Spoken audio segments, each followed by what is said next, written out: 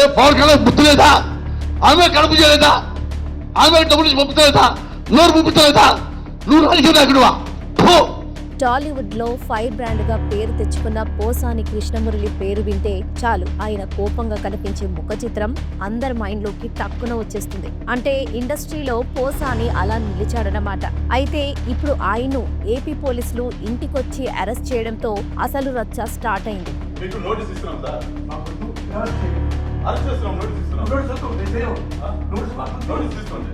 మరి పోలీసులు ఆయనను ఎందుకు అరెస్ట్ చేశారనే విషయాలతో పాటు బయటకు కోపంగా కనిపించే పోసాని ఇంట్లో ఎలా ఉంటాడు, ఆయన తన భార్య కుసుమను అంత దారుణంగా పిలిచేవాడా, ఆమెను అంత బాధ పెట్టాడా, ఒక రౌడీకి ఇచ్చి పెళ్లి చేశామని తన అత్తమామలు అనుకునే విధంగా పోసాని ఏం చేశాడు, అసలు కొరటాల శివకు పోసానికి మధ్య ఉన్న సంబంధం ఏంటి, తాను చనిపోతే భార్యను ఎందుకు ఏడవద్దని అన్నాడు, పోసాని రాజకీయాలకు గుడ్ బై చెప్పడానికి కారణం ఏంటి, పోసానిలో ఉన్న మరో కోణం ఏంటి అనే విషయాలను కూడా ఈ వీడియోలో తెలుసుకుందాం. సో వీడియోని ఇక్కడ స్కిప్ చేయకుండా ఎండ్ వరకు చూడండి.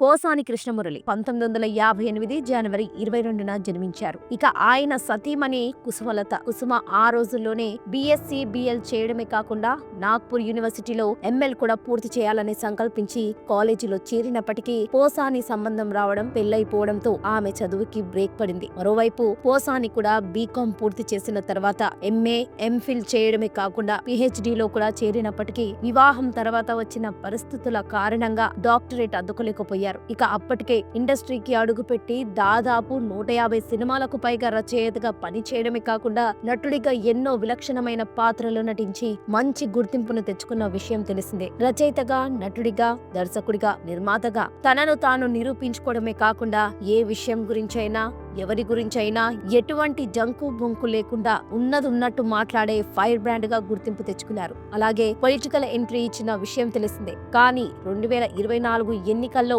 వైసీపీ అధికారాన్ని కోల్పోవడం, పోసానిపై వరుసగా పలు కేసులు నమోదవుతున్న నేపథ్యంలో పోసాని రాజకీయాలకు గుడ్ బై చెప్పాడు. అదేంటంటే గత ప్రభుత్వం హయాంలో పోసానికి APFTVDC చైర్మన్ గా పదవి దక్కింది. అయితే ఆయన చంద్రబాబు, పవన్ కళ్యాణ్, నారా లోకేష్ తో పాటుగా మరికొందరు నేతలపై, కుటుంబాలోని మహిళలపై అసభ్య పదజాలంతో మాట్లాడారనే ఆరోపణలున్నాయి. ఈ క్రమంలోనే కూటమి ప్రభుత్వం అధికారంలోకి వచ్చిన తర్వాత పోసానిపై పలు పోలీస్ స్టేషన్లలో ఫిర్యాదు చేయగా వరుసగా కేసులు నమోదయ్యాయి. ఇక పోసానిపై అన్నమయ్య జిల్లా ఓబులవారిపల్లి పోలీస్ స్టేషన్ లో జనసేన పార్టీ రాయలసీమ కన్వీనర్ జోగినేని మణి ఫిర్యాదు చేశారు. దీంతో ఆయనపై కేసు నమోదు చేశారు. పోసానిపై BNS లోని 196, 353/2, 111 రెడ్ విత్ 3/5 సెక్షన్ల కింద నమోదైన కేసుల్లో తాజాగా అరెస్ట్ చేశారు పోలీసులు. అలాగే సమ్మెపల్లి పోలీస్ స్టేషన్ లో కూడా పోసానిపై మరో కేసు నమోదైనట్లు చెబుతున్నారు.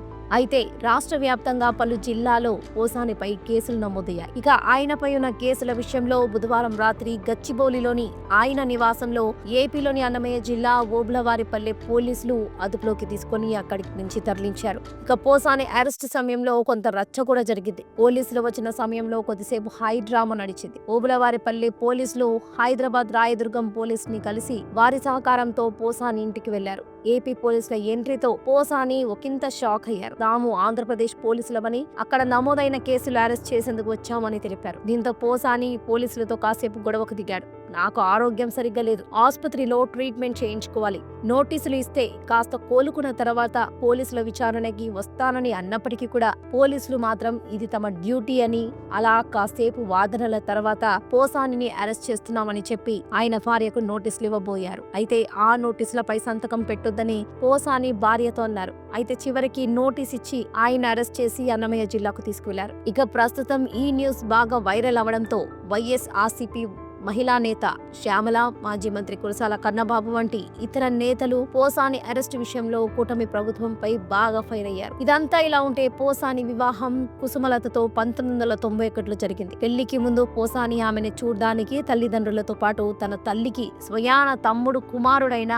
ప్రస్తుత స్టార్ డైరెక్టర్ కొరటాల శివని తీసుకొని విజయవాడ వెళ్లి కుసుమని కలిశారు పోసాని. అప్పటికి కొరటాల శివ ఇంటర్మీడియట్ చదువుకున్నారు. ఇక పెళ్లైన కొత్తలో పోసానికి ఎంతో కోపం ఉండేది. వారి దంపతులకి 2 కుమారులు ఉజ్వల్ మరియు ప్రజ్వల్ జన్మించారు. ఇక పోసాని ప్రెస్ మీట్ లో మాట్లాడే విధానం చూస్తే ఆయనకి ఎంతో కోపమని, ఇంకా చెప్పాలంటే రౌద్ర రసం బాగా ఎక్కువని అనిపిస్తుంది. కానీ ఇంట్లో మాత్రం తన కుటుంబ సభ్యులతో ఎంతో ప్రేమగా, స్నేహంగా, ఆప్యాయంగా ఉంటారంట పోసాని. ప్రత్యేకించి ఆయన కుసుమలత గురించి మాట్లాడుతూ ఆమె అన్ని విషయాల్లో ఎంతో పద్ధతిగా, లక్షణంగా, మంచిగా విలువలు పాటిస్తూ ఉంటుంది. ఇక పెళ్లైన కొత్తలో పోసాని గారు తనకున్న కోపం కారణంగా ఎంతో దురుసుగా ప్రవర్తించేవారట. అయితే జమీందారీ కుటుంబం నుంచి, అందులోనూ చదువుకున్న కుటుంబం నుంచి వచ్చిన కుసుమ మొదట 3 ఏళ్ల పాటు ఆ మొరటు భాషకి ఎంతో బాధపడటంతో పాటు ఏడుస్తూ ఉండేవారట.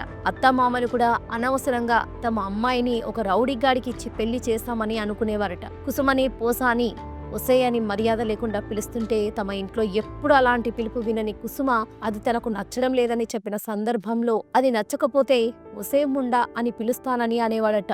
అయితే ఆ తర్వాత క్రమంగా తన సహనంతో, ప్రేమతో ఆయన ఎంతగానో మార్చుకున్నారట కుసుమ. పోసాని ప్రతిరోజు కూడా ఆ రోజు ఎవరిని తిట్టారో, ఎవరు తనని తిట్టారో అన్ని విషయాలు కూడా కుసుమతో పంచుకుంటూనే ఉంటారట. ఓసారి పోసాని తన భార్య కుసుమ గురించి మాట్లాడుతూ, తను నన్ను ఏమీ అడగదు, టైంకి ఇంట్లో ఉండి తనతో పిల్లలతో కలిసి గడిపితే చాలు, మనిషిగా పుట్టాక ఏదో ఒక రోజు చావాల్సిందే, నేను చనిపోయినప్పుడు కూడా ఎట్టి పరిస్థితుల్లోనూ ఏడవద్దని నా భార్యకు చెప్పా. ఆ మాటలు వినగానే నువ్వు లేకుండా నేను కూడా బ్రతకను అని ఎంతగానో తను ఏడ్చేసింది. కానీ నేను అప్పుడు తనకు ఒక మాట చెప్పా, నువ్వు ఒకవేళ ముందు చచ్చిపోయినా నేను బ్రతికే ఉంటా అని. జీవితాన్ని ఎవరైనా అర్ధాంతరంగా ముగించకూడదు. ముగింపు వచ్చినప్పుడు ఎలాంటి వారికైనా నిష్క్రమణ తప్పదు. నేను ఒక్కటే కోరుకుంటున్నా, నేను చనిపోయాక నా శవాన్ని కూడా సినిమా ఇండస్ట్రీలో ఎవరికి చూపించొద్దు. నన్ను కేవలం నా భార్య, పిల్లలు మాత్రమే చూడాలి. అది కూడా నా గురించి, నాతో ఉన్న జ్ఞాపకాల గురించి తలుచుకుంటూ అప్పుడు కూడా ఆనందంగా గడపాలి అని చెప్పారు. 2005లో పోసాని శ్రావణ మాసం అనే సినిమా తీసి దర్శకుడిగా, నిర్మాతగా